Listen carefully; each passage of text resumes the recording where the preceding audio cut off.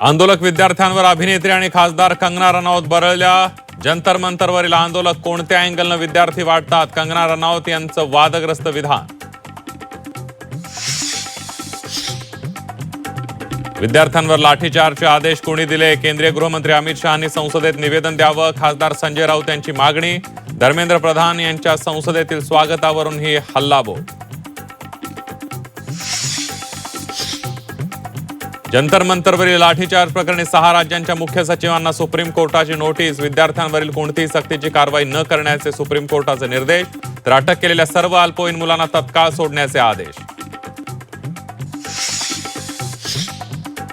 शरद पवार कधीही एनडीए सोबत जाणार नाहीत. सुप्रिया सुळे देखील विचारांच्या पक्क्या. राष्ट्रवादी शरद पवार पक्षाच्या नेत्यांच्या भेटीगाठींवरून रोहित पवारांची माहिती. एनडीए सोबत जाण्याची कुठलीही चर्चा सुरू नसल्याचं रोहित पवारांकडून स्पष्टीकरण. फेसबुकवरील मोदींचा व्हिडिओ हटवल्याबाबत मेटानं मागितली मोदींची माफी. भविष्यामध्ये अशा घटनांची पुनरावृत्ती होणार नाही, मेटाची ग्वाही.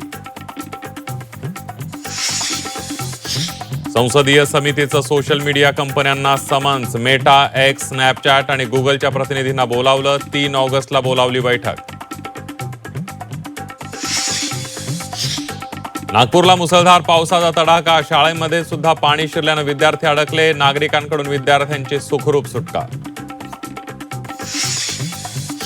कोल्हापुरात महादेवी हत्येच्या घर वापसीसाठी आंदोलन. माजी खासदार राजू शेट्टींच्या नेतृत्वात नांदणी मठामध्ये आज 12 तास अन्नत्याग आंदोलन. कल्याणनगर महामार्गावरील मोरोशी नाका इथं वाहतूक कोंडी. करंजाळे इथं रस्ता खचल्यानं मार्ग बंद. पर्यायी मार्गाचा वापर करण्याचं आवाहन.